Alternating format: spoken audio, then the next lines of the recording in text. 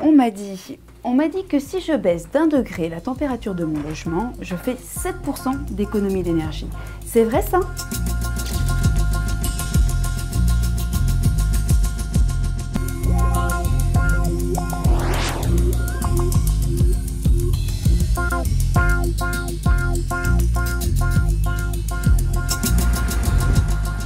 Tout d'abord, quelques chiffres clés sur les dépenses d'énergie dans un logement. 70%, c'est ce que représente le chauffage et la production d'eau chaude. Les 30 autres pourcents sont imputés aux appareils électriques. Question chauffage, 19 degrés, c'est la température conseillée pour un logement bien isolé. Au-delà, chaque degré supplémentaire fait en moyenne augmenter votre facture de 7%. Ah ouais, 1 degré 7% d'économie? C'est déjà pas mal. Et pour les appareils électriques?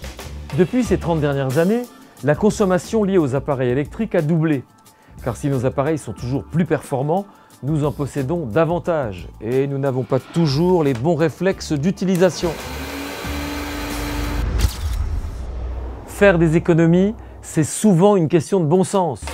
Vous achetez un produit, vous regardez son prix, Son côté pratique sa puissance. et surtout ce qu'il va me coûter. La réponse est sous vos yeux. À chaque appareil correspond une étiquette énergie. Elle vous renseigne sur la consommation d'électricité et vous donne des informations très utiles. Ici, pour un lave-linge, la consommation d'eau ou encore l'efficacité des seраges. D'accord, mais comment s'y retrouver? Adoptez les bons réflexes. Achetez, utilisez vos appareils en fonction de vos besoins. Vous êtes en couple? Vos enfants sont partis? Tous partis?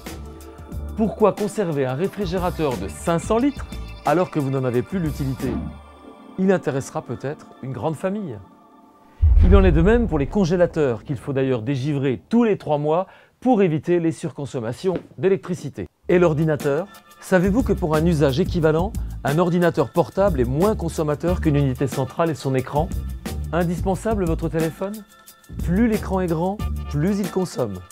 Savez-vous qu'il existe des chargeurs solaires? Vos appareils électriques sont encore en veille? Télévision, lecteur DVD, console des enfants, la box internet? Oui, c'est vrai. Ils sont souvent en veille. Savez-vous que rien qu'en appuyant sur un bouton, vous pouvez faire 100 € d'économie par an? Oui. Et pour l'éclairage, vous avez des recommandations? Le choix est simple. Les ampoules basse consommation sont idéales pour les grandes pièces.